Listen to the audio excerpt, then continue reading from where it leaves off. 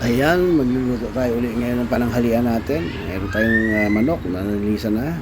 Iwan yan. Tapos meron tayong kamatis, sibuyas, bawang at luya. Medyo napapansin nyo, marami yung kamatis.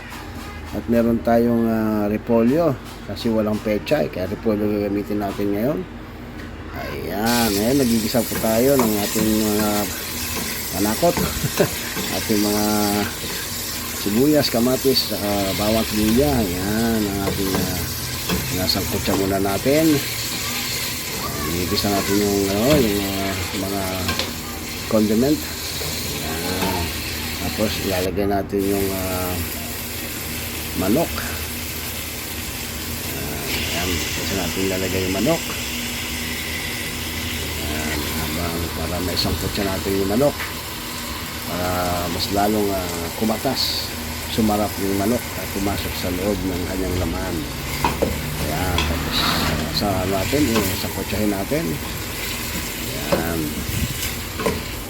halo-halo lang muna tayo habang isasakotsa ang ating manok sa mga condiment niya, sa kamatis, sibuyas, bawang at luya. Ayan, ayan, medyo kumatas na. Tapos nalagyan natin yung kanina ng ng patis at saka Knorr cube. Yan, medyo lumabo, napalapit yung camera natin sa sa kalakalan. Ayan, hindi ko lang na-video yung kanina yung paglagay ko ng Knorr cube, chicken cube, tsaka ng patis. Ayan, tapos tapos niyan medyo lagyan na natin ng tubig, kung ilang baso lang yan, tansyahan na lang yan. Medyo din natin medyo lumog na konti lang yung manok. At kasi pag konti lang yung tubig natin, ubos yan dahil sa mga apo ko mahilig sa sabaw yan. Mahilig sila sa sabaw yan. Kaya yan, katamtaman lang yan. Ayan, tapos ating pakukuluan yan ng 25 minutes. Ayan.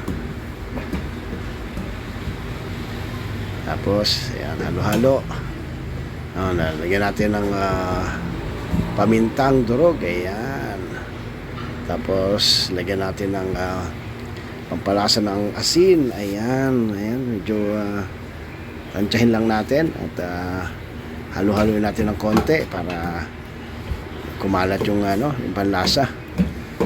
Ayan, tapos medyo pakukulin natin ng konti yan. Ayan, medyo luto na siya ng konti. Ilahalo natin yung siling pansigang at saka ang hiniwa nating repolyo na pahaba. Kasi wala tayong pechay ng mga bilit. Ginto ang presyo ng pechay ngayon. Kaya repolyo muna natin. Alternate lang yan. Okay. Ayan. Pagkatlagay ng repolyo is halo-haluin natin. Ikalat-kalat natin yung repolyo para mas mabilis maluto. Ayan. Ayan. Tapos papakuloyin po natin mga 5 minuto. Para palambutin lang natin ng konti ang repolyo. Para sumarap, lumasa. Mas lalo sumarap ang sabaw ng ating ulam. Titimplahan pa rin natin yan panlasa. Ayan, tapos yan, after 5 minutes natin ulit. Tingnan natin kung luto na yung gulay niya. Ayan, siyempre tikman natin kung tama yung timpla natin para matigtigan natin kung ano man ang dapat idagdag.